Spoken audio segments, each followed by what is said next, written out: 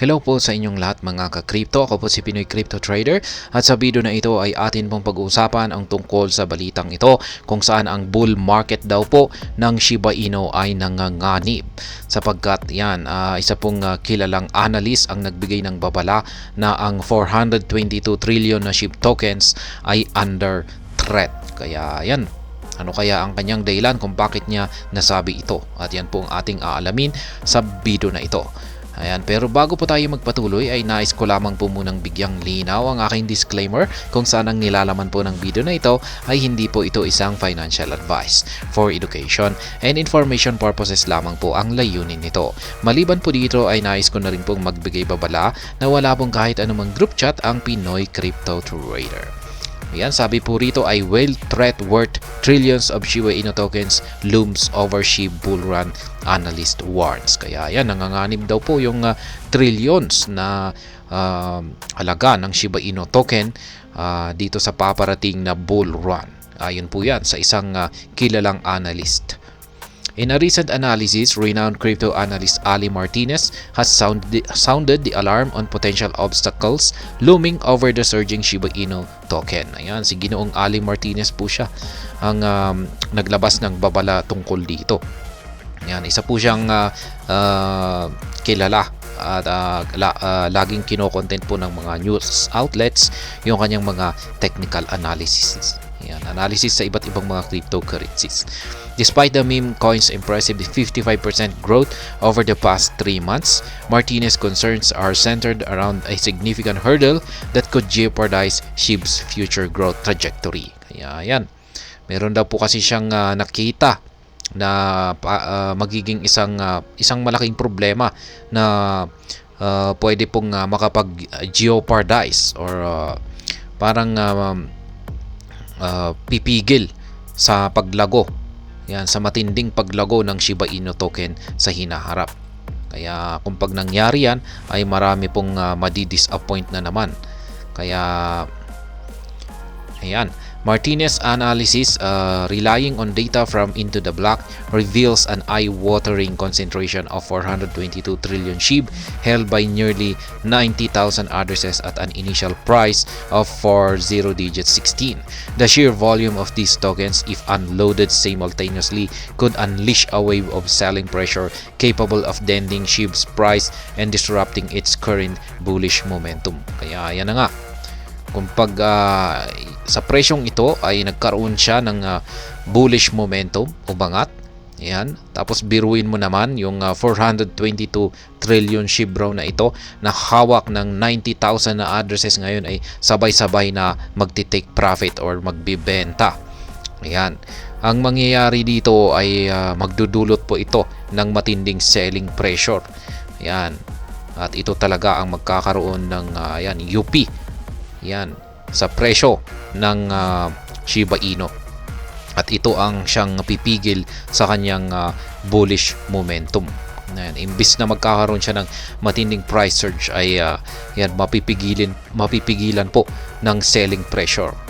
Yan, kung sakaling sabay-sabay na nagbenta yung mga 422 trillion SHIB holders dito. Kaya yan, pero sa tingin ko ay hindi naman po siguro nila gagawin yan. Ayan, maliban na lamang kung talagang lahat ng mga holders dito ay talagang ayaw na kay Shiba Inu at ibibenta na nila or ililiquidate na nila lahat ng kanilang asset. Pero sa tingin ko ay meron pang mga talagang matitinding SHIB holders dito na maski umangat ito sa mataas na presyo ay mas pipiliin pa rin nilang i-hold yan. Ayan, tulad na lamang yung nakalipas na price surge kay Shiba Inu. Yan, tumaas po siya ng 1,000,000%. Yung mga nakabili noon sa mababang presyo ay hinol pa rin nila. Yan, hanggang sa bumagsak po ulit yung presyo. Kaya hindi sila nakapag-take profit. Kaya sa tingin ko ay hanggang ngayon ay marami pang mga ganyan matitinding mga SHIB holders. Yan po yung actual na post ni Ginoong Ali Martinez.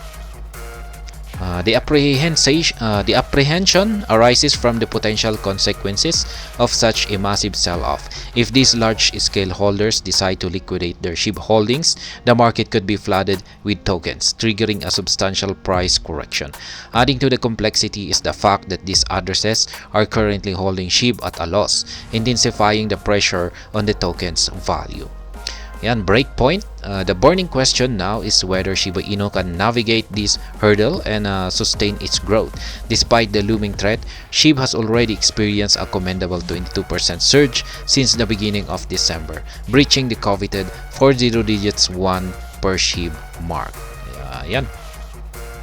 Yan po yung naging nangyari na yung na-content na po natin yung tungkol dito, yung pagsusunog kay Shiba Inu at yan yung kanyang naging 22% na price surge at yan nagbawas na po siya ng isang 0 at ayan na nga nasa 4, dati po ay 50 digits yan, ngayon ay nakamit na po niya ang 40 digits.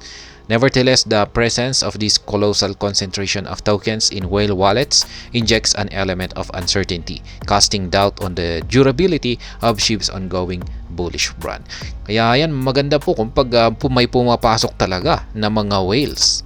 Yan po, lalong-lalo na kung pag bumabagsak yung market price ng Shiba Inu ay pumapasok yung mga whales ay marami silang nabibili. Kung minsan ay nagkukos na rin ito ng pansamantalang pag-akyat o pag-angat sa presyo.